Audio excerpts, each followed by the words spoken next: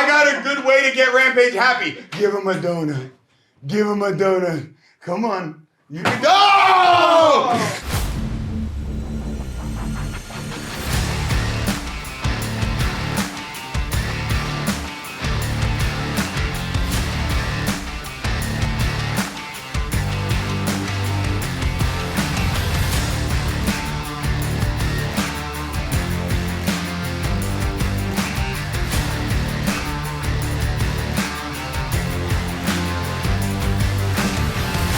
Ladies and gentlemen, what's going on? I'm Bear Degidio. We're back with another episode of the Jaxxon podcast. I'm sitting here with the greatest co Oh my goodness! Is that a hairball or was that the donut? I'm sitting here with the greatest co-host of all time, Jaxxon, and our guest, ladies and gentlemen, Bear Moreno! Ah! Oh my goodness! What happened with that guy? Yeah, Man, that's cool. He's unhinged. He's unhinged. Yeah. That was nice. Yeah! Hey, one time for Brandon Moreno! Yeah! Hey, come in here. He'll live again.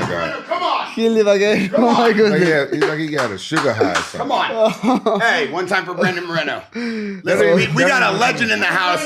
Hey, one time, everybody, round of applause for What's King of up, Mexico. guys? Thank you so The much. Canelo of the UFC, ladies and gentlemen, Brandon Moreno! We got Santiago de la Luna de El Diablo. What's up, guys? All the way down from ¿Cómo estás, Tijuana, Border Boys. ¿Cómo estamos, güey? ¿Bien? Hey, ¿cómo estás, amigos? Mi gente. Mi gente. ¿Qué Aquí, tal, perro? ¿Cómo aquí. estás? Carnalito, ¿cómo El andamos? León, Perro, El ¿cómo King. andamos? Sí. Tu comida hablando. Vamos. Brandon, are those your Dale. cousins? Maybe. I think that's all the security from No, Hong Kong. They drove up with him from Mexico. Oh, Brandon, it's good to have you Man, back. last time when I see you, you was like more Chubby. more Fat. chubby, but you know, look. Steroids, bro. Steroids? No. Yes, You 100%. saw many? it once a week. Armin lives at my house. How many? Yeah. How many what? How many USADA people come to my house? Like, they come once a month. But they don't check you though. No, you know what it is? A good diet. Look, Good he got a diet? donut in his hand. Yeah, in a fucking donut. Let's go. I love it. No, I'm trying to get in fight shape. I got to Hey. fight in Mexico. No, real talk though. But how can you take steroids and eat donuts and stuff and look ripped though? 'Cause I heard Well, you can't eat like that when you're on How that. many extras you take per day? Well, I do peptides. Okay. And I run. I would do about 3 miles every morning. Okay. And Khamzat Chimaev is doing his training camp here. So I've been training with Khamzat and Armin. Man, that guy is a monster. El Diablo. El Diablo. El Diablo. The wolf. Not a werewolf, just the wolf. You're the werewolf. But yeah, he's one of the scariest dudes I've ever seen train. I promise you, yes. Yes, he rips through people. And he looks like he doesn't care, right? Like he's ready to kill Yeah. somebody. You know what's so funny? I'm not even trying to make this joke. He reminds me of a younger Rampage. Okay. Like when Rampage was in his prime, you knew he was going to just try to kill someone, didn't care. Just destroy. Yeah, just destroy. Exactly. Si se puede. Si se puede, claro. Si. Have you ever trained with him before? No, never. I saw him a few times at the PI in Las Vegas. Kind with me, you know. Yeah. But I know he's a fucking monster. Does he speak English? Khamzat Chimaev? Yeah. Yes. No, I've heard rumors that he don't speak English. No, he Oh, yeah, speaks, he he speaks speaks English. perfect English. I never met him. Speaks Oh, really? English, Yeah. Swedish, Russian, everything. Bear told me not to be around Khamzat. No, I just want good energy. I want the camp to go great. Yeah. And sometimes he does a lot of joking. You know, I don't joke around. He doesn't joke. Man, he's been sitting right there, right now. Right. He's been sitting there just enjoying it. Right. Not It's a telling any joke. joke. Oh yeah, it's nice, huh, But I Brandon? understand, yeah. Yeah. Hey, your last win, unanimous decision, amazing victory against Steve. The way you fought was just incredible. You seemed so comfortable in the pocket, out of the pocket, throwing hands, using all your tools. The sharpest we've seen you in a long time. What's going on? New training camp, new team. What happened? Nah, man, I think it's just a new mentality, you know? Like, I've been passing for a lot of struggles with all my responsibilities in the UFC, you know? It's like a lot of like pressure sometimes. I lost against Brandon Royal last year, for example, and after that fight, I feel like, you know what? I need to just take a break because I feel a lot of pressure in my mind, with my family, even with my relations with my people around. So yeah, I did it, and I came back, and I feel just like a new guy. I feel more fresh and ready to rock. And it's weird because right now I'm fighting more for fun. When with the pass of the time and all the pressure, you lose that instinct. Like just remember why you started fighting and just for love, right? So I started to do that again, to remember that moments again, and man, right now I just feel amazing. That fight against Steve Erceg, like I don't know, man, was weird because I had the pressure to win finally in my country, in Mexico. So maybe I had the opportunity to put a little bit more risk in the fight. But yeah, was clean. Was clean. This Erceg run a lot in that fight. Let's be honest, but it was nice. Yeah, that's important that you get back to the love of it and just have fun out there. Yeah, I mean, you just forget it. I mean, maybe that happened with you in some point, right? Like, just have all these fights, all these responsibilities, and you say, like, you know what, like that's it. But yeah, I had to be with my family, with my circle, and just remember those moments. Rampage, for a guy who kind of has seen all the different levels of the UFC, pride, fighting in front of thousands, entertaining millions on TV. Do you ever feel like fighters or maybe people that get to a certain level, like the champ, like yourself, don't have enough maybe mentors around them to remind them why they're fighting, or to remind them like, hey, maybe it is good to take a break? Someone that's been there, because we've heard this from many people. They get the belt and then maybe they forget why they're fighting and they're not fighting for fun. And you always talk about this, but I feel like people don't really share that as information. Yeah, it's not a lot of people that done what we've done, right? And a lot of times when you're in training camp, most of the times you be the only champion there in that training camp. Yeah. So, you can talk to your coaches, and it's MMA. I don't know about his generation, but in my generation, MMA, like a lot of times the coaches, they wasn't really like MMA fighters. Like my Muay Thai coach was a Muay Thai guy, then Jiu-Jitsu was Jiu-Jitsu guy, So maybe his generation, he could have a coach that did everything, but at the same time, it's like, who you going to confide in? Who's going to give you that advice? Sometimes you just got to take a step back yourself, and that's what being a champion is all about. Once a champ, you're always a champ, but then you take a step back. Like, look, I need to focus. I got this family stuff, and it is a lot of pressure to get your belt back or to keep your belt. Like you did, take a step back. I mean, and like sometimes the goal is to recognize the exact moment when you have to do it, right? Like, I was a little bit scared and afraid. Like, I don't know if I take this break, what's gonna happen in the division? And you are scared because you don't want to lose the opportunities. Let the other young guys take your spot or whatever. But man, that works for me. Just take a break. Works for me. Maybe it's different for another fighter. I don't know. But to me, it was like, take a break and come back later stronger. And I did it. The fight against Albasi was one of my best performances. And this one with Erceg was I had to put a lot of a game plan. But that works to me. And I mean, right now I feel on fire, man. How long was your break? Like 9 months. Yeah, that's good. And but you know what? A lot of people is like, it was like a regular time off. Like maybe for me, I've been in every single fight for like the last 4 years. I've been like in training camp, always in training camp, and it's hard to me to take a break like that because I love the competition. I like to be right there on the fire, hustling every day. But I don't know, man. What you do during your break? Man, literal. I don't step. For example, I don't step in the gym for 1 month. Like. One of my training partners in that moment, Christian Rivas, he's from Ecuador. He was preparing himself for a fight, and I had to say, "Hey man, like I'm so sorry, but I have to take a break." I was out of the gym. I spent more time with my family, with my daughters. I was discovering new hobbies. I started to do like mountain bike. I love it, man. It's cool. It's very nice, and at the same time, I spend more time with my wife. Be around me. Man, I'm a very simple guy, and I just enjoy those moments. That's good. Very simple. Hey, pull up that picture of Bear. He just started doing the mountain bike. He got the pink one with the tassels out of the handlebars. Really? You like it? Yeah, he like it. He got the little pink. Hey, show me, please. Show him the picture. Pull up the picture of Bear on that pink bike.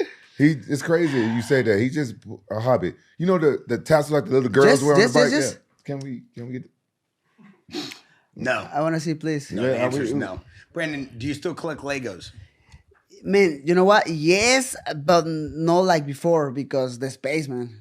I mean, you build a nice Lego set and it's huge, and you cover a huge space of your office of my office, for example. So I had to stop. I keep the Pokemon card collections. I remember. I remember you did that. Last time I went to PSA to take my cards, and I think I showed you a few ones last time. So I keep with the same. How's your Pokemon collection? Amazing. Is it worth a Growing lot? up.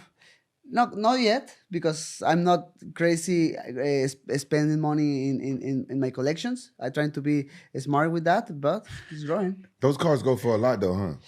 A few ones, yes, and it's crazy, man. And a lot of scalpers in the last couple of years getting everything from Target, from Walmart, all this stuff, and reselling. So it's harder right now to get the product. You have a Charizard? A few ones. I told you. He was stressing out. He was like, I don't think he has any Charizards. It's like, Why? Why? Why you lying on my name? I know you get Charizard. Why? Hey, Brendan, why?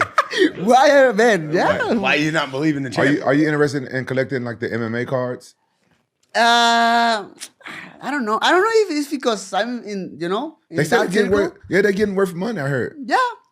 We got a collection in here. I got a Misha Tate one that's supposed to be worth money. You got A Misha Tate card, a trading He card. collects the Okay. women UFC cards. The women women's fighters. Just Yeah. the women's. No. Yeah. He has like a really nice Tracy Cortez on his desk at home. Yeah. And he leaves it right Which is there. fine. Yeah, Like yeah, I yeah. can. Yeah. Are you related to Tracy Cortez as well? What kind of question is that? What was? Are you related to Tracy Cortez? I know her. She's very cool. Yeah. See your cousin? My cousin? Yeah. Because I'm Mexican?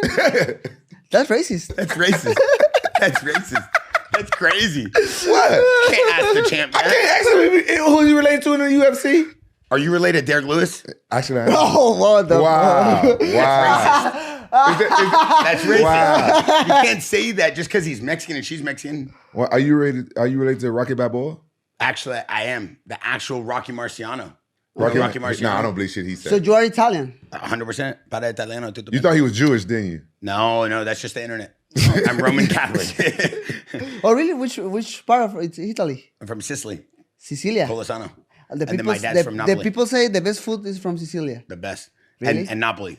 So where my dad's from, the best pastries, the best pizza. Where my Oh, mom's man. from, the best pastries, like the best seafood. Was It's your all dad good. born there? No, but my mom's sisters were all born there. Her family was all born there. My dad's parents that's were born crazy, there. man. Yeah. My wife loves that place. We went to Rome a few years ago. Rome and Puglia. Yeah, oh yeah, man. that's a The great food, place. man. The food is amazing. Yeah. You do a lot of traveling right now during your off season, like when you're not fighting, not in camp. I mean, right now, the most part of the time is for work. I try to get money. I'm trying to retire kind of young, so I'm trying to spend my time right now doing everything to build my legacy in the future, and then that's it. But yeah, right now I went to New York last weekend. I mean, yesterday I came back to Las Vegas, and then I came here. But I went to New York for I was part of a movie. Oh, for real? Yeah. You filmed a movie. A little piece, like 20 seconds. But I'm part of. It's my first movie. First movie. Officially, yeah. Rampage was in a bunch of movies. I know. Yeah. It's a legend for Yeah. that. Did you get a line? Did you get to say something? No, I was the MMA fighter #1. Oh, okay. It was You a know- fighting movie. No, but one part of the movie is in an octagon and a MMA event. Liam Neeson went to trying to stop all the. Wow. That's him from the A team. No, That's his shut team. up, That's your man. people. I have a set of very serious skills. Did you meet Liam? Yeah, He's it's cool an as hell. amazing guy. I love him. He's really he's a cool. great guy. Yeah. Bro, he has a movie coming out that's like a spoof of the movies that he normally makes, which is like, I will find you. He has like a movie that he's making. I need to fun find. I of need to that. watch it. Hey, I think they're doing a Heat Man movie. I think he's like the bad guy in there too. I think. Did you ever see Rampage and A Team? No. Oh my God, the best. I'm gonna pull up a scene real quick. No, don't do pull it. up Rampage and Midnight Meat Train. I mean the A Team. I can't even show the picture in a bike, but it's fine. Yeah, Yeah, they would Just never. show me something. Yeah, Yeah. Hey, show Rampage and A Team. They would never show anything against Bear. Did you ever have acting class? You ever do acting class? No, never. But I would love to do it in the future. Why not? I feel like there's a lot of action going on right now with MMA fighters and boxers transitioning to boxing, to movies, to music. I feel like right now the sports and the culture of music and movies and action, it's like kind of all becoming one. Like everybody's kind of cross-pollinating a lot. It's a Kind good of. time for someone like you. I think maybe a little bit more with the WWE. Oh yeah. You know, this Would you do that? diffusion. What is that? Because it's part of TKO Oh, Holdings. bullshit. See, they pull up against me, but they won't pull up none against Bear. So this is Rampage in the A team, and this was when he was he had to save a bunch of people. Look Okay, at him. bam. He's trained on that caliber right there. That's the bazooka caliber. That's what he's trained on. Rampage, what kind of gun was that? Do you remember? I don't know what the fuck The bazooka. that was. Kind of looks like This a was 4570. 17 years ago. I don't know. I don't remember. Yeah. You got to watch this movie, Brendan. It's a great movie. It's I Rampage. was your in the A team. age. Really? How old are you? I'm 31 right now. Oh no. I was Wait, reverse that? It kind of looks like Ice Cube's son in that movie with Michael Bisping. That's you, Rampage? Wow, that looks like Ice Cube's son in that movie. You know the movie Den of Thieves? That Ice looks Cube's son was fat as fuck in that movie. No, he wasn't. Yeah, he was. No, he wasn't.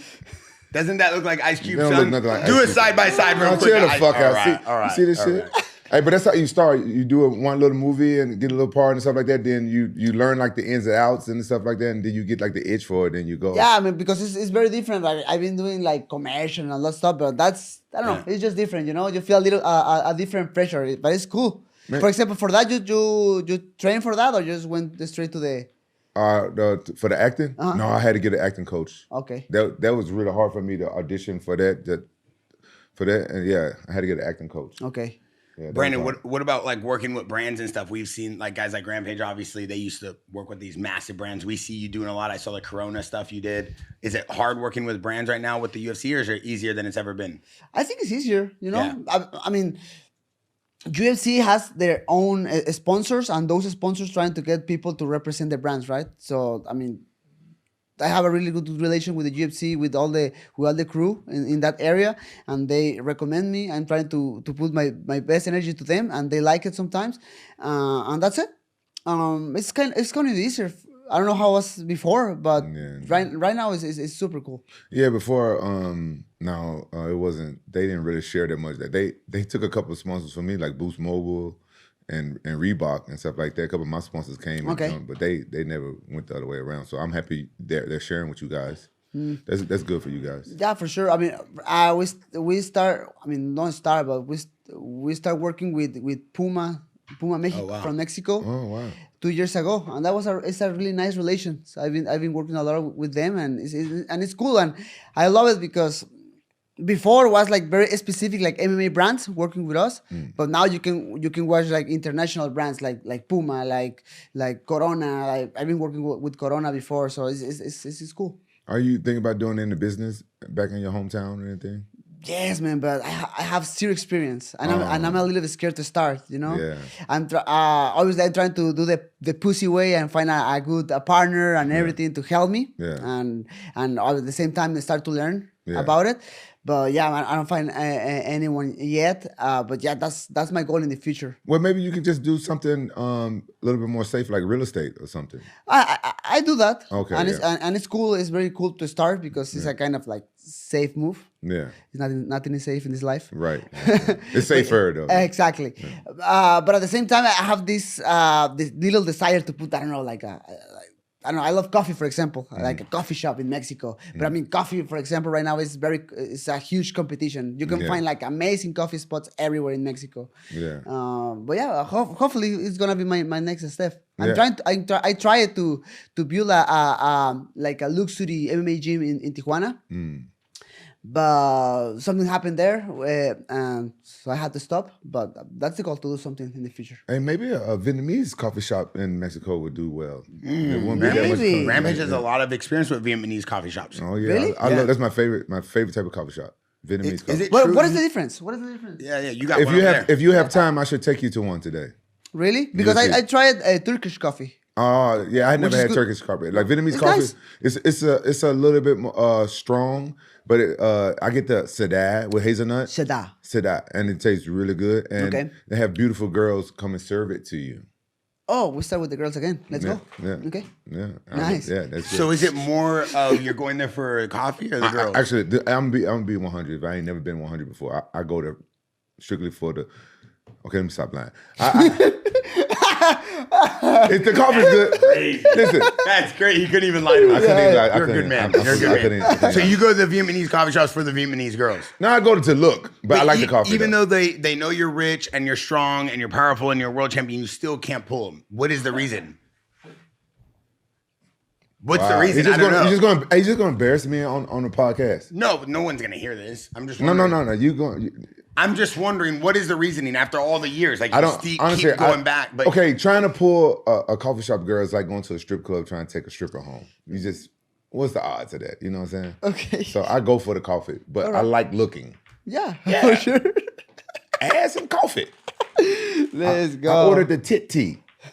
That's what you order. That's what I order. And you time. feel like that's okay? They get tired of that joke, but I ordered it. Yeah. They give you free tea. Yeah. Oh yeah, they get tired of it. Brandon, I have a question for you. Has the UFC made any guarantees to you about like your next title shot or anything special like that? Man, right now I'm in a really weird position where I don't have like really nothing. I don't know what's happening. I'm in how you say in English when I'm not in limbo. Hell, I'm the limbo. Exactly. I don't have a fight coming soon. I mean, for example, September 13 is Noche UFC. It's coming in like 4 or 5 weeks, but I don't have nothing. They don't have like any like official offer from these guys. So that's why I'm trying to take the advantage of this free time to work, right? But at the same time, man, I'm dying trying to get in a fight and just keep improving myself. I can be the champion and be the champion again, you know? I thought Rockhold called you out for a fight at UFC Noche. Yeah, I know. And I accept, you know, I don't have Twitter or something. That's I think why he did it in Instagram. So I say yes. I just like, man, let's go, please. Because I was asking for that fight before. Like, hey, man, give me the rematch against these guys. I mean, the last fight against Rockhold, I was like so out of my mind. Like, I was so disconnected of the fight, you know? But yeah, they say no, they don't want to see more rematch in the division. At least not right now. So I start to ask for names. Like, hey, give me Horiguchi, give me a few names, but they just told me to wait a little bit. So man, it's crazy the way MMA has changed now because of on social media. Because if you hype up somebody call you out, you hype it up enough, and they get enough traction, then the UFC can make that fight. But it wasn't like that back in my day. You know what I'm saying? Really? Yeah, it wasn't. That wasn't a thing where you can just call people out on social media and stuff didn't go viral like it do now. You know. Yeah, for obviously reasons for the social media right now, for the evolution. Yeah. Okay. Yeah, you didn't have the internet. Yeah, we had the internet, and no, I meant like you didn't have social media. I'm not the internet. You said we didn't have the internet. No, I meant the I'm not that media. fucking old, bro. You know what I meant? No, I know you talking shit. Brandon, you know what I meant. I mean, they didn't have social media. He was talking shit. Champ. Talking shit. He was talking shit. They didn't have social media. We had social. It was at the end. It was at the end of my career, and it wasn't as big as it is now, right? No, that's true. And there's a lot of MMA fans on there, so I think that's a good weapon if you call somebody out and somehow you can make it that call out go viral and get a lot of attention. Sometimes I feel like the UFC, we can make money off this fight, and they'll put those fights together. But even with a guy like this, and I'm asking kind of more you this because you were always so like I would say exceptional, like putting on a show. You know this guy is a champion. You know that he has such a worldwide audience. He has an amazing following. Why would they not even put him on Noche? Like they gave Kai the title fight in his UFC debut. Like, did that upset you at all? No, I mean, so my mentality is to be responsible of what I did before. So, but hey, can you answer? Hey, that's Brandon's phone. Can you answer his phone? Yo. Just kidding. Hey, can you answer my phone? Is that your phone? Nah, it's not my phone. No, that's man. That's a big ass phone. Oh, that's Vinny's. Go. Bro, what are we doing right now, dude? What is going on right now? That's Vinny's. I don't know, man. Bro. Hey, can you answer the thing? Find my thing. Oh, that's Vinny. He lost his laptop. He's stressing out. Yeah, I mean, but yeah, man. I mean, I'm trying to be just always responsible of what I did before. When they made that fight happen, I wasn't like two losses in a row, So I don't want it to ask for nothing. I don't want it to bother you. Say, hey, what's happening with this guy? Like, okay, it's not my business. I don't care. I'll be very focused in my next fight. I think in that moment I was supposed to fight against Samir in Canada. I don't remember, but yeah. So that's why I don't care. But right now, after to beat Albasi and after to beat Erceg, who did an amazing fight against Alexander Pantoja, I think I deserve opportunity at the title. But again, the division is a little bit weird right now because we have Ban. He did an amazing job in his last fight. We have Manel Cap. We have myself with a lot of good arguments to try to get on a fight for the title. So it's weird. But in terms of a fighter getting a UFC title shot on their debut fight, even if they are undefeated or not, coming from a different organization, do you think that that's like a good move for the UFC for the division? Or did you feel like that was like overlooking a lot of guys currently in the UFC that are active? I think in the moment when they made that fight, they were like a little bit desperate. I think that like they wanted a new names in the division to to put something fresh, and that's why they bring Kaya Sakura, which is cool, man. I mean I don't care. Just right now we watch for example Horiguchi coming to the company and maybe another names. Next weekend is gonna fight Tatsuro Taira against Sunjong Park, something like that. And they're gonna fight, so we're gonna watch more names in the pass of the time. And I just want one of those names to keep making something in my record. What did you think of Tatsuro? Remember, he was here for a little bit training, and he was true. training here with Perillo, and he was here for I think a good month. I like him. What do you think of him as a fighter? He's good. He's good. He's young, like 25 years old, and he's doing an amazing job in the UFC. I don't know, man. Like, it's part of this new generation. I mean, right now, I know I'm not the new generation. I'm a little bit more in the other side. So I'm just watching all these guys coming, like Tatsuro Taira, Joshua Ban, this Korean guy, Park, is going to fight against Taira this weekend. So I'm just watching all this new young blood trying to get an opportunity. And I'm just waiting for those guys, I'm just waiting for those guys because I'm still think I have enough to fight for the title and be the champion. Obviously, it's stupid when you lose with the guy 2 times in a row against Pantoja, but I don't care. I'm here because I want to be the champion. Are you learning anything from watching him?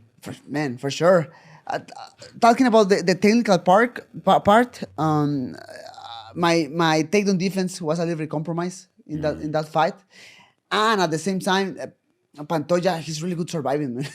I mean, he's really good, like getting punches and find a way to survive and take the bag and control the fight in that area. He's a little frustrated because he's not making damage on you, but he's winning, in the eyes of the judges. So yeah, I learned a little bit about it. What do you think about Joshua Van? We just had him on the podcast.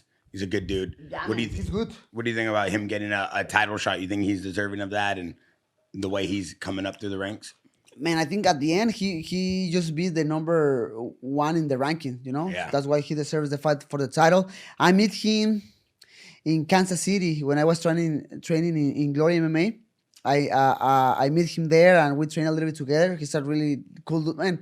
I don't have nothing bad to say against him, man. He's a very cool dude, and he deserves what he's getting right now.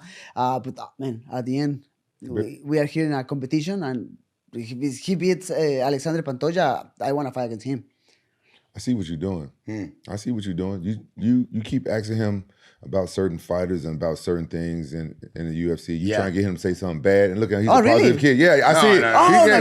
He doesn't say nothing negative. Terrible, brother. Yeah, he don't say nothing negative about nobody or nothing. I want to know about the division. He's a champion. If there's anybody that gets to say what they want to say, it's someone that had the belt. No, you notice he's a very positive person, and he's trying to spin this so they can clip me. I've seen it. You're trying to get me clipped. No, I've seen it.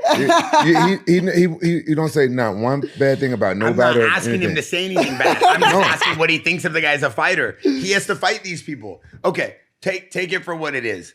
Yes, he's an amazing kid, and he's coming up through the ranks extremely fast. He's very humble, very respectful, and he knows how to brawl. The dude knows how to fight. He could sit in the pocket and throw hands amazingly. Glazing. No, I'm just saying what it is. But here's the facts. The facts are, if he wants a title shot or if he wants to fight someone next, he's going to have to fight these dudes. And it is what it is. So I just want to get his take on it. But did you just hear in the beginning when he first sat down with us, he said, look, he took 9 months off. Yeah. He's getting back into it for the love. No, he just won his last fight. I know. Why he playing stupid? He found the love back in MMA. Are you even like looking to fight for the title or not? Or what are you just Man, I want to fight for the title. I mean, and yes, like you said, I don't have nothing bad to say to anybody, you know. But man, like fuck it, I know if I have to fight with Royal, I gonna throw punches. And I mean, I know he's a good brawler and he loves to throw punches and get fun there. But man, I mean, the people can watch my career, man. I mean, I love to try to throw punches as well. And I think with Van it will be an amazing fight, a good match for the styles, you know. I mean, he's a boxer. I'm a boxer as well. It's gonna be something nice. But obviously, first has to be Pantoja, and Pantoja. Again, he knows how to survive in the fights. He has really good chin. It's impressive how you punch the guy in the face and he just keep going forward. It's just crazy, man. It's just super crazy, but I don't care, man. I feel I can break him. You know, I have to be very smart and I have to be very focused on my takedown defense in my next training camp. But at the same time, I in the last fight I showed, I remember the end of the fourth round. I finished the round punching him a lot, and I saw his face, and he was like literally like this expression. But in the fifth round, he got my back, and he controlled the entire round. So yeah, man, I just have to keep working. Do you go off site for your training camps, or do you stay home? You know. So I was traveling a lot before. But now I'm trying to bring the people with me to Las Vegas. So when I moved to Las Vegas, I had a little team, and I was doing my training camps 100% there. But then other guys they went to Mexico City, and they start to take another ways. So right now I'm a little bit kind of just one training partner with Macio. He came with me from Tijuana. And every single time in the last training camps we bring people, bring people from Dallas, bring people from Kansas, and make my training camps there. But you at the end of your training day you go home to your family? So my family is in Las Vegas. I know what I'm saying, but you stay inside the house? Yes. See, I had a problem with that when I had kids. Okay. And I go home and they be eating everything. I can't eat. How you deal with that? I can't. Oh, I don't care. You don't care? You know, a lot of fighters say the same. Like, I can be with my family because I'm on diet and I'm always hungry and I'm trying to push everybody. But no, not me. Like whatever. Like I feel that helps me a lot because it's like a distraction. When I was traveling and I was like sleeping in Airbnb just by myself alone, I was like all the time just like thinking what I have to do now. Like I know I have to rest, but I can't. But when I'm in my home, I'm doing this like regular things. Like I have to take my daughters to the school. I have to take my daughter to gymnastics in the afternoon, something like that. That distract myself from the training camp a little bit. Yeah. I rest a little bit and then I go for my training sessions. Wait, you would stay at home when you would do camps, or you would be gone? I couldn't stay at home because I always be on like strict diets, and I don't have really strong willpower. I could never see that. No, because if they eating everything and I'm on a diet and I see them eating stuff right in front of me, I'm like, I'll eat some of it. What happened with you had a boxing match, right? Yeah, it got canceled. We canceled because the promoters were shady. I was trying to fight Rashad Evans. The promoters were shady. Mm-hmm. Oh, I thought it was going. No? It was going to be big. He had a full training camp with Coach Yogi here, and he was training every day and working out. We even had Coach Cody. He was the most flexible I've ever seen him. Limber, ready to rock. Yeah, everything happens for a reason. I figured that I can do a training camp, and I got in good shape and stuff like that. So I got kind of depressed afterwards, though. So I need to get my ass back in the gym and start back training. I haven't really been serious. So you're trying to reschedule or no? Nah. Well, Rashad, actually, I talked to him the other day. He said he's working with some other people. He's trying to get something. But I don't know. I don't know what's going to happen. I just wanted to have one boxing match before I got too old. Man, me is it's the same, man. I before to officially like retire from any sports, I wanna try boxing. It's funny. It's fun. It's very cool. I started working like just boxing since 2018, and I get a lot of love from the sport, man. It's super cool. It's nice. Do you see yourself boxing professionally or just like a one-off event? No. Yes, I want to do it. You know, just at the end. You know, obviously, I have a goal and a target right now with mixed martial arts. But after that, I want to try boxing for sure. What's the goal? Oh, I mean, be champion again. Be champion again in the UFC, defend my title.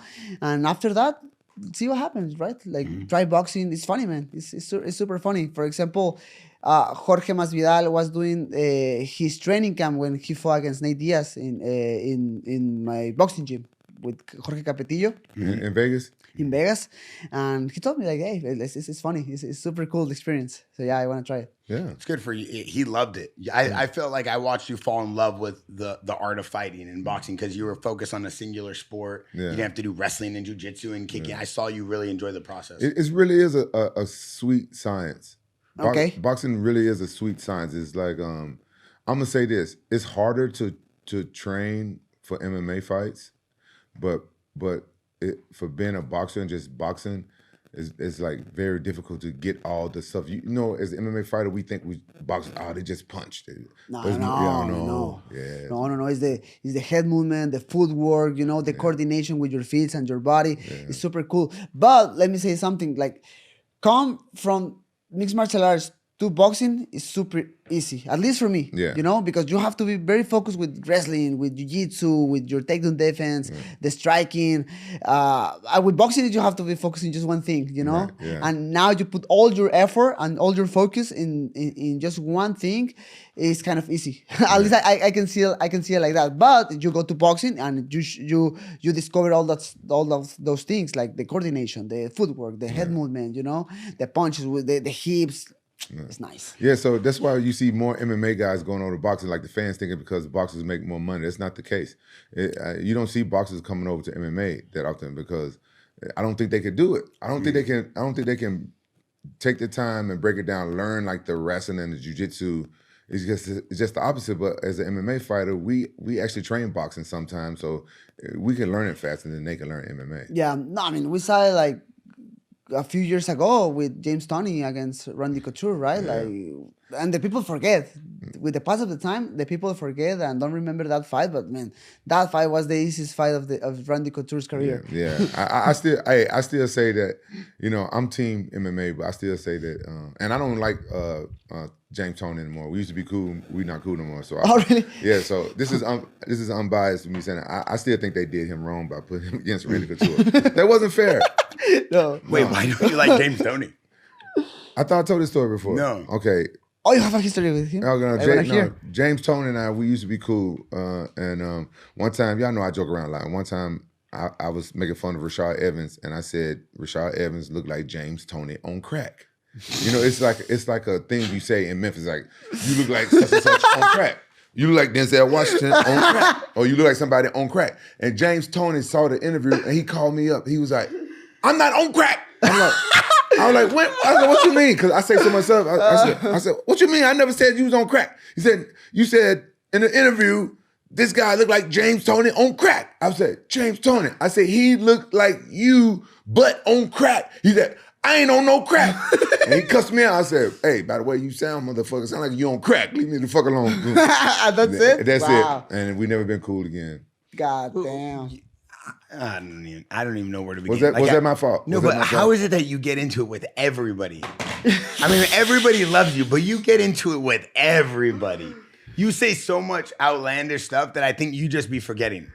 Yeah. He called Marab Mexican yesterday. He Mexican? thinks Marab's Mexican. I thought Marab was Mexican the first time I saw Do you think him. Marab's Mexican? I mean, he say that, but no. Yeah, no, but thank you. That can get mixed up, right?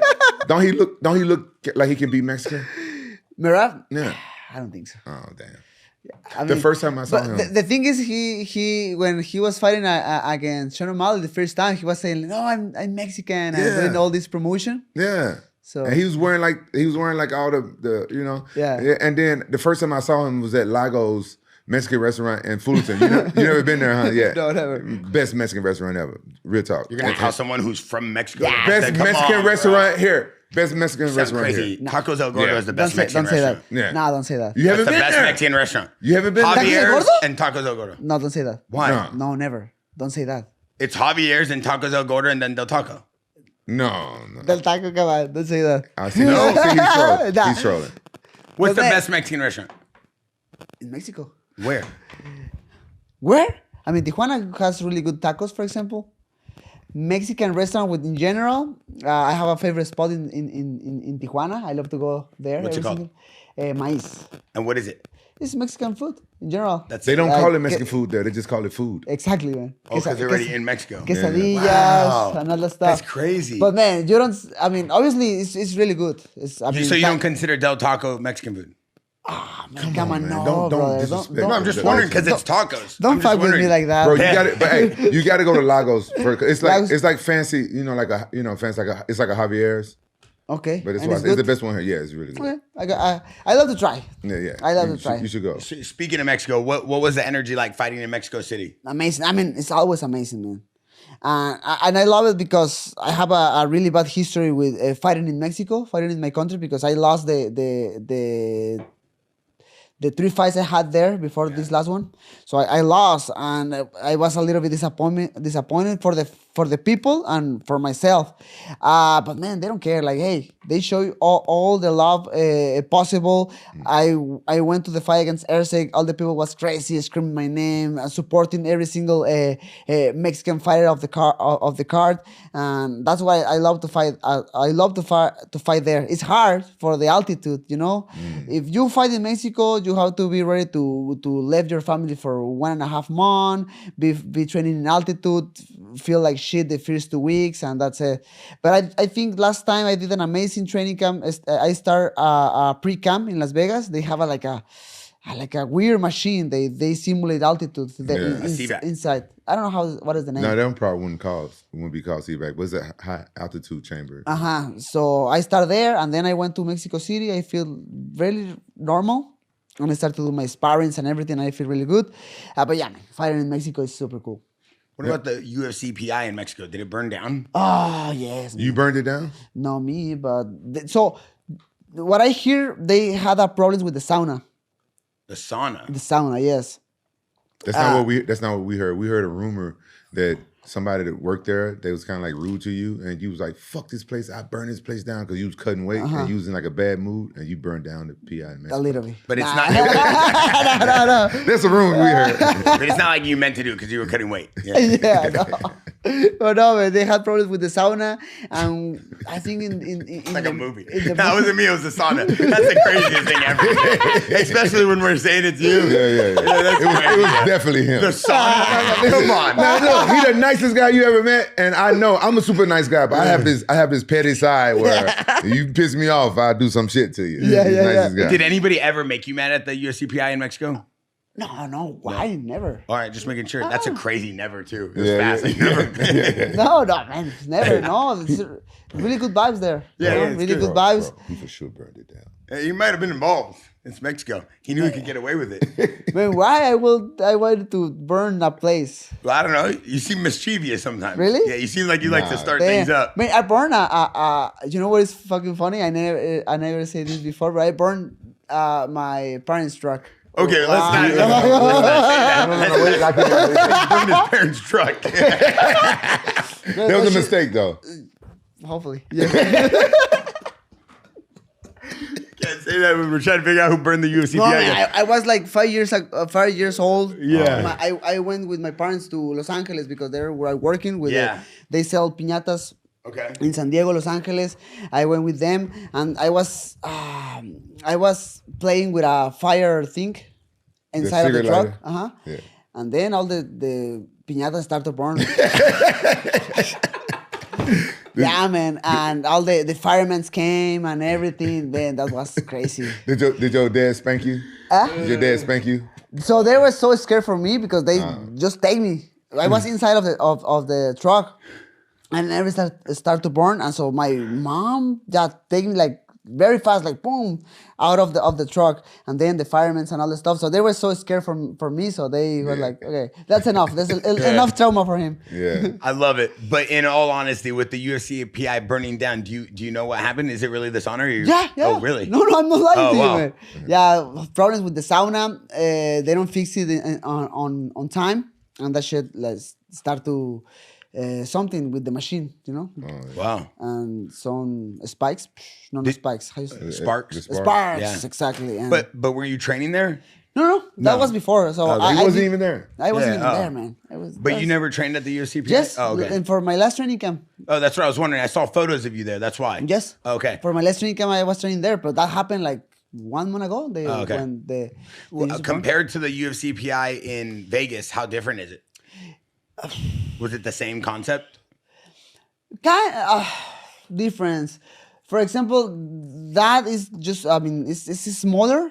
It's smaller, but at the same time, for example, the training area is bigger. You know, the mats is a big area with two octagons and all that stuff. And the first floor is smaller, but they have everything. They have the strength and conditioning area, the sauna, the jacuzzi, and all that stuff. I mean, they had it. They got it. I mean, they had it.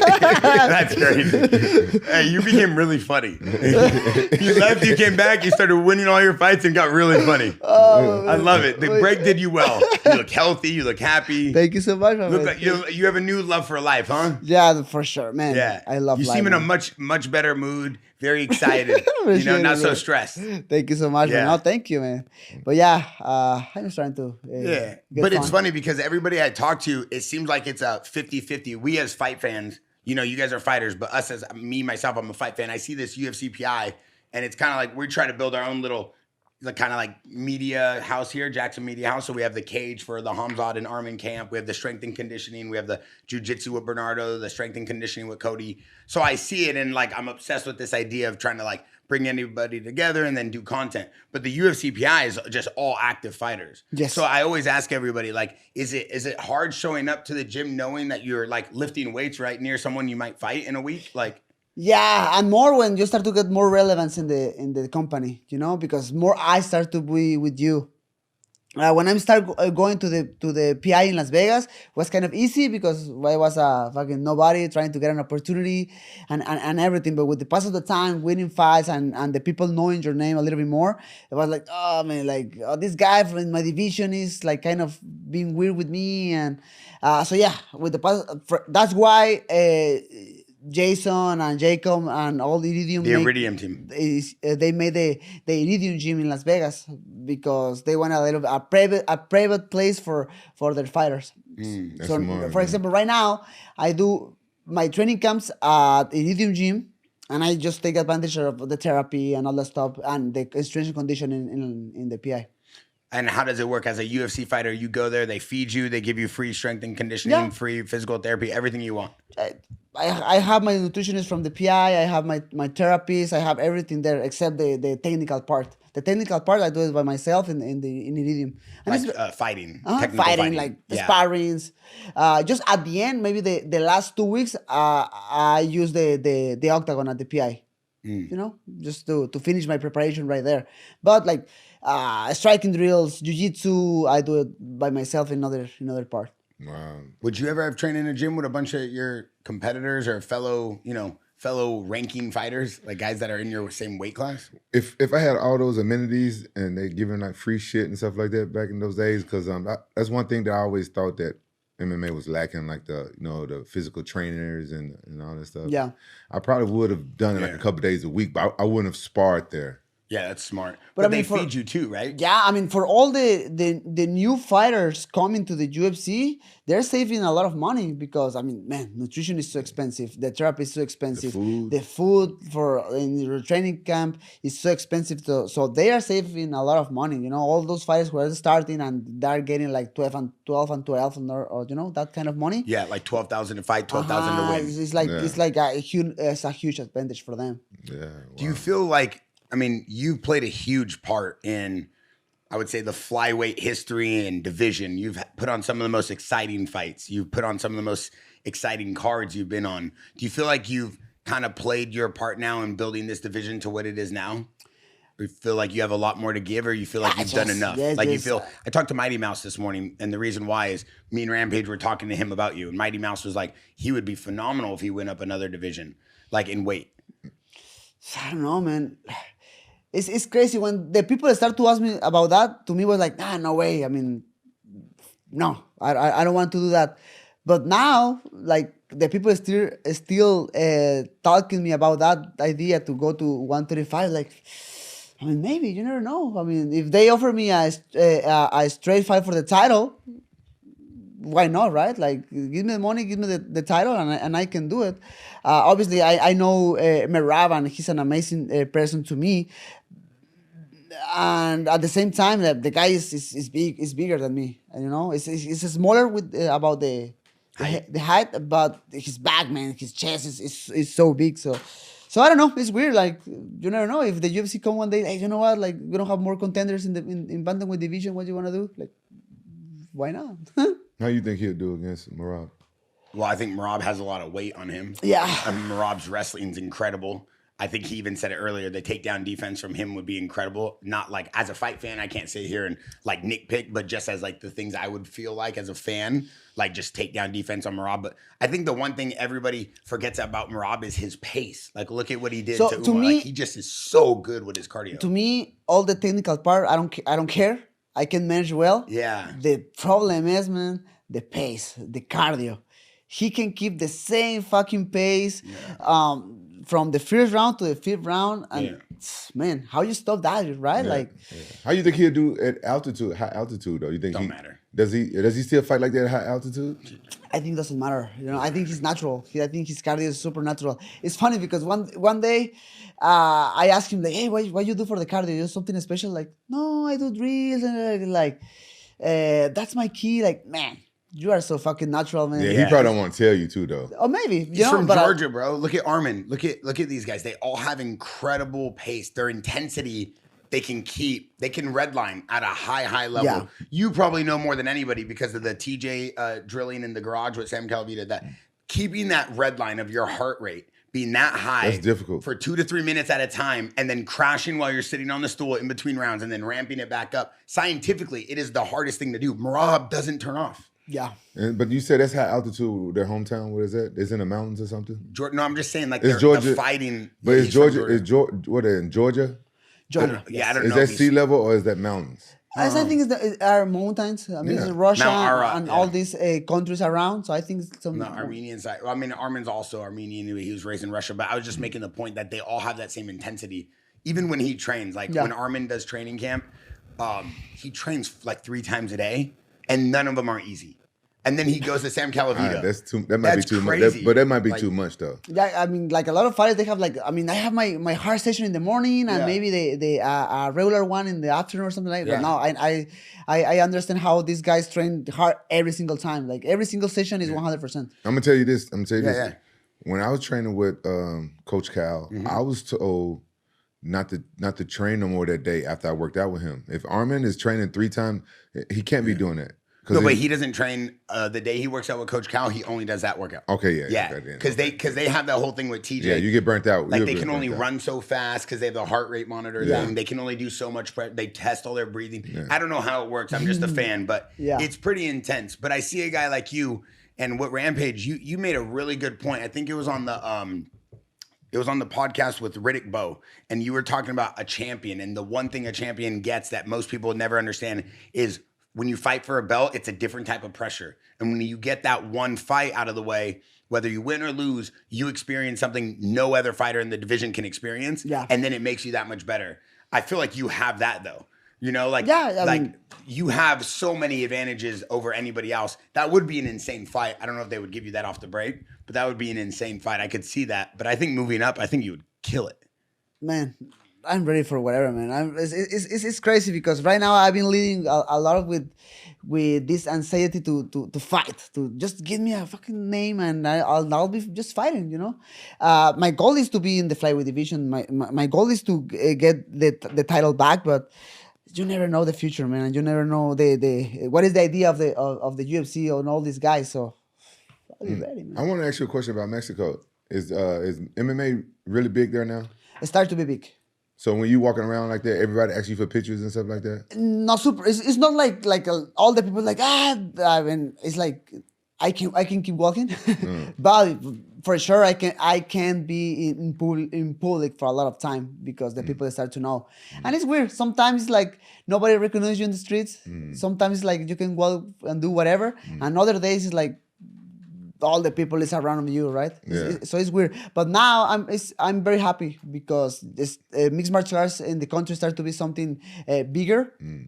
It's hard because in Mexico it's soccer and boxing, you know. It's first place is soccer, second place is boxing.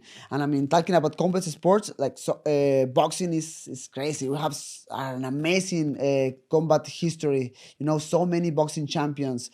It's gonna be super hard to take the spot of boxing, but at least, you know, like put more good impression from the public with mixed martial arts. That's my goal. That's my goal. More like for example, media where they never put attention before, like important media start to put more attention in mixed martial arts. So that's nice. Would you ever start your own league like what like Masvidal and the other guys are doing? Like game bred fighting. Like game bred or something UFL, in Mexico? I mean, I would love to do that because I think I can do a little bit more for the mixed martial arts in my country. I would love to keep helping the new generations to come to the UFC or go to another big company, whatever. But I think that's a lot of time. You have to spend a lot of time doing all those projects, and you can lose some focus in the main goal, which like I'm fighting. You know, I'm an active fighter right now. You know, obviously I love to work and I love to have a few projects around, but I never lose focus on what I have to do right now. Like be a fucking champion. Do you keep your same team? You talked about flying people in, and now after watching like Khalil Roundtree's camp, we brought him in here from Vegas and went back and forth, and Khamzat and Armin, and watching Rampage's boxing training camp, and I'm getting a first row seat to these camps. Do you feel like bringing in fighters and bringing in different talent is better than keeping same guys? Like I'm seeing how everybody runs different camps, like your same team for all your other camps. I mean, before that, it was like that. Like I had my team, I have my regular guys who are training with me all the time, and it's good because you have the possibility to just keep working, and that's it. And if I have an opponent, I try to watch the style. I try to watch the body and bring a guy very similar, at least similar to that guy. But now, because I don't have like a lot of guys around me, because like I said before, they leave, they take another way. I just bring people for an specific opponent, you know, which is cool. But at the same time, when I'm out of camp, I have to go to different places to get some training camp to get some training. So it's harder for me. Yeah. But yeah, it always depends. Yeah. What about you? You feel like you always got to bring in different people, or it's better to have the same guys so you know how they're gonna work and they don't have any ego, or is it better every camp you bring in new guys? I would prefer to train with the same guys all the time because I'm a weirdo when I'm training. You know, that's in what way? And when sparring, like if I spar somebody I don't know, and if I feel like they're going too hard or something like that, I try to knock them out. No, that's true. Why is that? It's like two alphas going at it. Oh, got it. And then you know they're gonna test you. So if I get I think it's the same vibe when you go to a new gym. Yeah. I'm more like, oh, it's Rampage Jaxxon, this legend of the sport. I wanna see how I can be with him. Or it's Brandon Moreno going to the gym, the former champ. I wanna try with him. So I think that's the same vibe, right? Yeah. And I understand. So when I bring people, I'm trying to say like to talk with my people like, hey man, bring me something who's like in a good way and brings the best attitude possible. Yeah, because you can get hurt. Like if you go with the wrong sparring partner, you can get hurt and it costs you money. I've seen it. It happen many times. But what about like specific guys? Would you rather bring in guys that are active in the UFC or specific jiu-jitsu guys, specific MMA guys, specific like boxing guys, or like active UFC fighters? Because now, obviously, I can't say anything. I don't want to say anything, but I see active UFC fighters like in Khamzat's camp that are here. And so basically like seeing that first person, I've never seen that. And maybe I'm new to camps, I get it. You know, we did Khalil Roundtree's camp. Luke helped. Rampage was there. Everybody was here. You know, Buchecha was here, but he wasn't in the UFC yet. Yeah. Jansen, IBJF world champion jiu-jitsu, was here. So he had a bunch of different pieces. And then Khalil went over there and did work. Yeah. But watching like Khamzat do this with sparring and jiu-jitsu and grappling, you know, and then obviously he has the guys everybody's seen on Instagram, like Pat Downey, American wrestler, you know, destroyed Luke Rockhold at CGI, but Luke had a bad back. Wow. Yeah, but Luke had a bad back. No, Luke had a wow. bad You back. got- So wow. like I see that, right? But I've never seen like just like active UFC fighters coming into a camp like that. I mean, I'm open. I'm Yeah. open to bring. But have you people had from it in the UFC. past? I did it before. Yeah, I did it in the past. I'm trying to get the fighters who are like far from me, you know, In the rankings. In the rankings, Got it. because I that give me the feeling I don't gonna fight against them in the future. You know, that makes sense. Yeah. You know? Oh, that sucks. yeah. I've done that before. When I had to fight Dan Henderson. Who'd I you used- bring in? What do you mean? I used to help him train for his fights. Then I had to fight him. okay. Oh, wow. And it sucks. Yeah, I know. But who accepted the fight? He accepted it or you accepted it? We both accepted because that was for the pride belt. So it's like Oh, so there's nothing you can do. nothing you can do. But who was using each other for the camps? You were using I, him? I used to help. I used to go and help him. I never really asked any of my buddies to come help me train for fights. I just hired people. So Dan Henderson would hit you up and say, hey, I have a fight. Can you come down here and help me? Yeah. Specific days or the whole camp? Do you remember? I used to drive down there because he was in Temecula. I used to drive down there a couple of times. I can't remember. It's like so long ago, but I used to go down there and help him. And I even trained with Matt Lindland down there before. I had to fight him, but I wasn't really there helping Matt Lindland. But he was there, and I think I wrestled. He tried to take me down. If I can remember, he was trying to take me down and shit like that. You stuffed it? Yeah, I think I stuffed it. But those guys, they're Greco-Roman wrestlers, which is different from what I did. Yeah. But my high school wrestling coach, he's always telling me, he said, the way I wrestle and how strong I am, I should have went to Greco. But you had like a good Greco-Roman style wrestling style to you because you were very physical. You like to dump to the sides. You like to shoot. Yeah, but I didn't understand Greco. I know because I never trained it. Yeah, I mean you're super strong. You still are. But I'm gonna tell you how I beat Matt Lindland because he was like Olympic caliber Greco-Roman. I trained with Antonio McKee, and he gave me a secret. He said when you wrestle somebody that's a Greco-Roman wrestler, just keep their hips away from you. So simple. Yeah, and somebody try to tie you up and like dump you like they got a strong Greco or judo. Yeah. Because they wanna take you down with the hips for sure. Yeah, for the flips, for the sides. Uh-huh. Yeah, for the side dumps. That's how I won that fight. He told me don't let him get his hips close to you, and he trained me, and I just put my hand on his hips when they were trying to come in. Then I used it to create space and knee and stuff. That's so crazy you say that because I mean I'm sure people have seen it in the Jaxxon Behind the Brand show with Khamzat and Pat Downey. When Khamzat is training with Pat Downey, the way he's able to move Pat Downey around. Yeah. Pat Downey's like, Olympic level wrestling for USA wrestling. It's crazy when people talk about power, like talk about Dricus being so big, DDP. It's like, have you guys seen what this guy's doing to like guys who just wrestle full time? Like, I think he'll be okay there. It's interesting. I want your take on this. Like, all the media creates a narrative, and the narrative, for example, we'll just talk about this one because I can see it firsthand. Oh, if Khamzat doesn't win in the first, Khamzat Chimaev, he doesn't win in the first 2 rounds, he's going to gas out. It's going to go decision DDP. It's kind of like the narrative. He doesn't have the cardio. He's going to, give everything he has.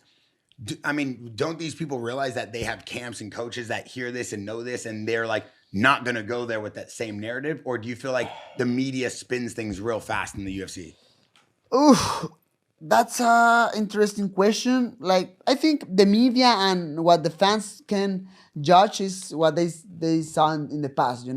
Maybe they can use the example in the fight with Khamzat against Gilbert Burns, for example. He doesn't finish the fight in the first round, and then at the end, even I think Gilbert Burns won the last round. I don't remember the fight, but it's a great fight. But I remember it was a really good fight. So maybe that's why they're saying, like, because the thing with Ricos is so weird. It's kind of weird, right? The hands and the movements, the transitions. He doesn't look like very technical, but it works. It's very effective doing his thing. So he showed us a really good cardio, and that's maybe the media and the fans can judge and the moment to pick a winner in that fight.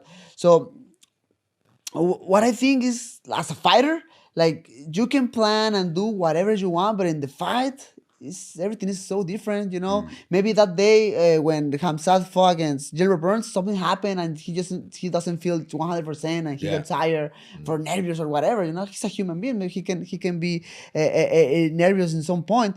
But then all the people are stuck with that, like, oh, that happened and that's it. But no, maybe, for example, the fight against Robert Whittaker, he just go and smash Yeah. Robert Whittaker. So They said the same thing about that fight too. That it would be real hard for him to take Robert down, or maybe if he doesn't get him down, then what's going to happen with him? And it was like insane. Like that thing was like, Robert Whittaker's a legend. So Yeah. like what he did, he made it seem like Robert Whittaker wasn't a legend. So I think every single fight is so different. I think he's gonna be Khamzat is gonna be super prepared for this fight. It's the fight for the title, man. And I mean, you are here watching him training, and I know he's a monster. And in the opposite side, you have Dricus du Plessis, and he's the champion for a reason. So, man. Did you watch his fight against Kamaru Usman? Yes, I think it was Short notice. Short notice for Kamaru Usman. Yeah. How you think he would have done if it wasn't a short notice fight, based off what you saw? I was impressed of how Khamzat was able to take Kamaru down. Even with the short notice, like the control. I was expecting a little bit more explosions or more scrambles from Kamaru, but he wasn't able to do it. Yeah. So that was impressive for myself. That was in 170, I think. Mm-hmm. That wasn't in 170. So I think the size of Khamzat was a huge difference for Kamaru. Do you watch a lot of UFC? I tried, yes, because I'm part of the broadcast. I'm part of the broadcast in Spanish, and now I start to do the broadcast for UFC BJJ.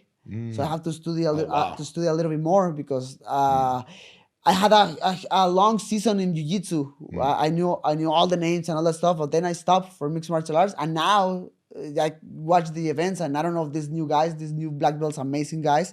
So I have to study a little bit more. But yeah, I try to watch fights. Will you ever do the broadcast for Japan?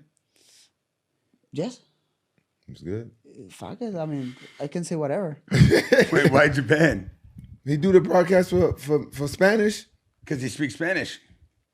but why not do it for Japanese? Do you speak Arigato Japanese? gozaimasu. He speaks Japanese. You didn't know that? Arigato. You speak full Japanese? Arigato gozaimasu. He said yes. He said fuck yeah, nigga. Hey, before we let you go, I got one more thing for you. Legendary career so far. We always love having you. Thanks, man. Last time we had you, we were in the old podcast studio. Yes. So we're trying to What's constantly this? Your third time here? always innovate. Second time. Second. What's up with the UFC BJJ, the UFC Jiu-Jitsu? Like, how is it so far? What is the behind the scenes feeling like? I mean, it's super cool. I have, I'm in Las Vegas, so I have the opportunity to talk with a few guys. For example, today is Thursday is gonna be UFC BJJ 2. It's gonna be Andre Tackett against Renato Canuto. It's insane. He's insane. Canuto is super motivated as well. So what UFC is doing for the BJJ, I think is huge. A lot of criticize against UFC. They're trying to do this monopoly with the UFC, with the BJJ. But man, I mean, they're giving a lot of money to these guys who never had the opportunity before to show their skills. So I think it's a huge, a really good stage for them. What do you think? You like it? Have you seen any of it? No, I haven't seen any, but I think it's a great idea. Yeah, I think everybody just complains about who the face of UFC BJJ is, or what the matches are. Maybe the ring style, mat style coming from CGI or Karate Combat. Everybody just has a different narrative. It's better than the slap fight. So why people complain? Fuck it. You don't like slap fighting? Hell no. Why? I think it's weird. Like sit there and let somebody slap you in the face like that hard. It's unnatural. Okay. To just sit there and embrace and wait for somebody to smack you in the face. So this is better than slap fighting. Yeah. I think it's amazing. We have a huge jiu-jitsu program here, and I think it's amazing to at least now people can have a pathway to say they fight in the greatest sports organization in the world for mixed martial arts, UFC. Okay. They get a UFC belt for jiu-jitsu. I think that's amazing. Oh, they get the same belt? They get a belt that looks like hey, Loco, you have the belt? The UFC BJJ belt? It looks like a Power Ranger belt. Oh, Wait, does what? it? You seen it? Power Ranger. You seen belt. it, belt? Yeah, it's nice. It's cool. I like it. I'm a kid, man. Would you ever go in and compete in one of those jiu-jitsu matches only? I would love to try, but man, right now the sport of Brazilian Jiu-Jitsu is so different, man. Yeah. this is what it looks like. Yeah, that's the belt. Oh, that's the belt? It's nice. I mean, It's fine. cool. It's different. It's for sure different. They didn't make it look like a championship or wrestling belt. They made it look something completely different. They got an A for effort. Bro, jiu-jitsu is getting so popular now. It's getting so popular. You know, I've been saying this for years. MMA has changed the world more than boxing. And boxing has been around like 2 or 3 times as longer, right? Did you notice that? What you think about Dana being in the boxing world with Canelo and Terence Crawford? Man, you know, Dana has proven to be one of the best promoters, right? Yeah. And he's really good at what he's done for the UFC. Okay. Like, it wouldn't be no UFC. It wouldn't be where it is without Yeah. Dana. And I think that Dana going over to boxing, I think that maybe he's going to probably lose some focus on UFC. I could be wrong with that, but boxing is already there. It's already up there. You know, boxing don't need Dana, but still, I would say Dana is the best promoter I think ever. they do need Dana. I don't think They need a ranking system that's globally looked at as a singular ranking system. Right now, I love boxing, but you got 19 champions at 160 and 5 at 140, and no one knows who. So Dana's going to change that? No, but I think that Dana will do a good job making sure that there's one recognized belt. So I mean, watching the part of like the production and all the stuff, I think right now boxing is behind UFC. Talking about production and promotion, Bro, 100%. I think right now it's behind. They have super fights that these guys get. Usyk, $130 million one fight, right? Against Dubois. How do you say his last name? Dubois. I always mess it up. So it's like, yeah, you got this super fight that they spend all year promoting, or you got someone, you know, thank the Lord that there is someone who loves boxing and, you know, they're spending bazillion dollars on it. But the production and the ranking system and the pathway for everybody else who loves boxing to go be a champion is just, where do they go? What do they do? What ranking system? What belt system? What promoter? It's a mess, dude. And you have guys like Coach Yogi. He's here every day. He coaches, you know, Gabe and Khalil Silva, Anderson Silva's kids. He coaches Dean the Great. He coaches Scrappy. He coaches my son. Coaches Raja, Rampage's, and he out Rampage for his camp for Rashad Evans. You ask a guy like that and you say, hey, where should someone go? And it's like, well, whatever connections he has so he can monitor the career, because right now it's like, what do? They'll fight for 5 years, and then maybe once they do get the belt, the promoters don't want them to make money, so maybe they're active one fight a year, and that one fight a year, maybe they make 200 grand, 100 grand. Yeah. Now they don't make money. Dude, the behind the scenes of boxing, it's amazing if you're a top 5 name. But there's 50,000 other fighters that are never making $1, and it's very hard for them. That's true. I mean, a lot of people. It's a lot of people talk about, hey, what happened with the money with Canelo and all these guys? Yes, I mean, for sure they're winning a lot of money, but behind them, all those fighters, they're like winning whatever, man. Yeah. And with Dana White, I don't know if it's gonna be a huge difference, but at least there is coming with something, with a new air, you know, with the promotion, the production, you know, promoting all the fights in the card.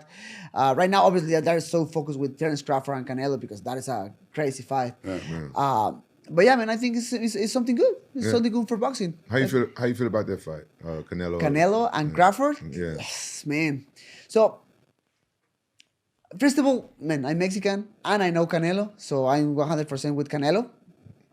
But talking about the technical part, it's gonna be a huge motivation for Canelo to wake up really motivated again and go to the gym and train hard, you know, and explode all his skills, because Crawford is tough, man, and he can fight southpaw, he can fight orthodox, he has really good footwork, really good head movement, and good fight IQ. So it's gonna explode all. Canelo, it has to explode all his abilities to win this fight for sure. I think that's one of the most anticipated fights Ever. For a while. Did you teach Canelo English? No. You say you his friend? You say you his friend? Crazy. What? I want to know about your perspective about Canelo's English. No, I love it because he cusses Really? a lot of shit. It's funny, right? It made me more of a fan of it. Yeah, I think it's hilarious. Yeah. We love Canelo. I think he's gonna win for sure. But I think the most technically sound boxer in boxing right now is Crawford. He's so technical. Okay. I think he is so technical. But I think that. But why you gotta get him your opinion on that fight? And he said he's friends with Canelo. That's his boy. I just said Canelo's gonna win. I said it 5 times. But then you gave us like a backhanded comment because he said that Crawford. No, was I think, right. You saw it. Yeah, here's the difference, though. And I'm not a boxer, but as a fan, you could be the most technically advanced boxer and understand everything about boxing, but then you have to go and execute that against someone who does too, like Canelo. And that's the problem. Canelo is a different animal. And sometimes he don't even get the respect he deserves from the media. Yeah. And they always be playing with his name sometimes because of all that, maybe the drama with promoters and stuff. But Canelo's an animal, dude. I think Floyd Mayweather knew Canelo was going to be the next big thing. That's why he fought him so early. Yeah. I'm telling you. No, it's a good point. Yeah, it's a good point. Yeah, because Mayweather was genius with it. People didn't Let understand. me get his name when he's young and he doesn't have all this experience, and that's it. Yeah. Yeah, because he's next level. He can look at somebody and say, "Oh, this kid's gonna be great." If you Yeah. look at some of his fights that he did that with, and he beat, they went on to be great later too. Well, there's a bunch of videos on YouTube if people are like bored and want to watch of the fight with Mayweather and Canelo, with the way Mayweather would use his jab for the distance and kind of like play with him, and then Canelo then adapting to that, learning from it, and using it in his next 3 fights. And it's cool to see, like, most people would complain or say something. Canelo, like, probably went back to the drawing boards and was like, all right, everything he did against me, I got to now use. And it's a side-by-side video, and it shows you all the movements and techniques. It's cool. I think it's cool. What do you think of a boxer's mentality is when they go up against somebody like a Floyd Mayweather that's never lost and has his own referee? He don't have his own referee. Bro, watch his fights. He got his own referee, bro. Don't got his own referee, dog. He had an exhibition fight in Mexico, like I think last year, I think. And literal Mayweather just pushed the referee like, hey, move, because the referee wasn't stopping a lot of the fight or something like that. I don't remember, but maybe Floyd Mayweather just pushed the referee out of the conversation and started to throw punches with the other guy. It's funny. But I mean, you know what? Like in boxing, I feel like a lot of fighters, they go with the mentality to lose because they know they are the B side. Yeah. know? Yeah. They're like, Crazy point. Yeah. Because I can watch a lot of fighters like just to mention the name, like, oh, I'm gonna fight against Floyd Mayweather, I'm gonna fight against Canelo. Like they're like training, but not really convinced themselves they can win. So that's a huge difference, because for example, in mixed martial arts, we watch 2 amazing fighters all the time. In boxing, we really know like sometimes that doesn't happen. Yeah. enough. Yeah, except for Andy Ruiz, man. He shocked the world when he beat Joshua. Yeah. He Yes, shocked the world. yes. He wasn't thinking that, but I think a lot of people fighters do that though. But And I mean, in mixed martial arts, in UFC, that happens like every year. Yeah, we have yeah. an upset, a really nice upset, I like that. There's no real A-B side in UFC. It's everybody has a shot. So almost Exactly. like 50-50. Well, But just in boxing there is. But in the championship fights, it's a B-side. Yeah, but I mean there is obviously for promotional standpoint, but there's some fights that are totally lopsided. I Yeah. get it. But most fights in the UFC, it's anybody's game. Oh yeah, you're right. It's not a and B side that much. No. Huh? Not really. I mean, I feel like that, and sometimes happens for sure, but the most part of the time, it's just like the A side against the A side, and the fight is gonna be nuts. It's gonna be super cool. I got one thing though before I let you go. I got to know who you think wins, Merab or Corey Sandhagen.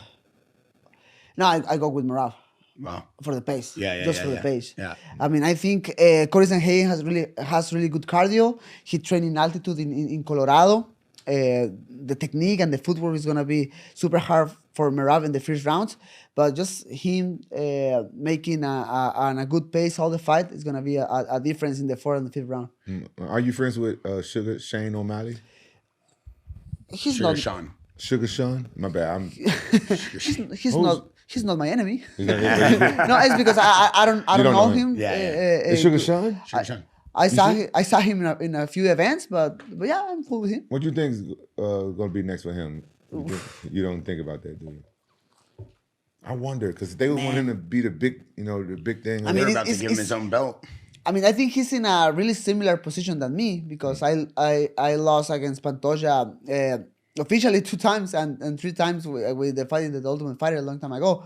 So I think for Sean O'Malley is gonna have to beat a lot of guys. He has to climb all the way back, you think? Exactly, Yeah. man. If Merab can keep him as a champion. What about Van versus Pantoja? Before I let you go, who wins the belt? You know what? I mean, I would love to watch Van winning because You don't like Pantoja? I don't care. I don't care Pantoja, man. It's whatever, Obviously, he's the guy who beat me in the past, and he's the champion, and I wanna beat him. But any bad blood against him, I don't like the way he talks sometimes about me. Like he's trying to act like a really tough, Like, man, I was the guy who was punching your face, man. Don't come with me trying to be tough. But not for that. I mean, I would love to see Van winning because I think the fight for the title it's gonna be easier for me. You know, I mean, getting the opportunity for the title. But man, Pantoja is tough, man. It's super tough. He showed it to the world. He can like get punches and just keep going forward and get the positions and get the takedown. So I think he's gonna win. But you never know in the mixed martial arts. Because, I mean, Van is in his moment right now. Yeah. Before we go though, that's such a good point. You said this one time, and I just want to get your take on this, and then we'll wrap it up. Is like, how does someone who fought you think they can now disrespect you and press when there should be that kind of like commonality between us? Like, yo, we went to war. Let's leave it at that. Like, that is a good point. Like, how could you say anything about me? I was punching you. Do you feel the same way? Like, after you fight someone? I agree. I agree with him. And like, you see his brand and what type of person he is. Like, he's even a guy that's talking shit about him. He still had nothing bad to say about nothing bad to say about anybody, right? So he just like just like one of those good guys. And I think I hate to say this, but I think Pantoja is probably have some insecurities there somewhere with something. So what you know, because Pantoja beat you. Yeah. So why would he have anything negative to say about him? Like, I couldn't find nothing negative to say about this guy. So why would he say anything negative? I didn't get a chance to watch the fight. Was it like a real close fight or something? Yeah, man. I think it was a really close fight. At the end, I was punching him very well, but he started to try to go for the takedowns. He controlled me a little bit. At the end, I think the fifth round, because like I said before, I finished him putting my hands on him on the fourth round. Just in the fifth, he got my back and he controlled me like maybe like 2 minutes. You know, and the fans was cheering for you more, right? Oh, I mean, yeah, that's what it is. So yeah, the guy, he's wrong. Pantoja is wrong, and I hope I never met him before, but you know, I like his fighting style like that. But I hope you get your belt back, and I hope you like win like a good karma victory, like knockout or something. Thank you so much. But yeah, I mean, nothing against him. Just I just want to fight against the champion, Van or Pantoja, whoever. I just want to fight. But how can anybody not like this guy? No, that's why they all love you. That's why you're the champ. Maybe not today, maybe not tomorrow. Maybe the other day. Yeah. All right, that's it for today. Thanks for watching the Jaxxon Podcast. We out.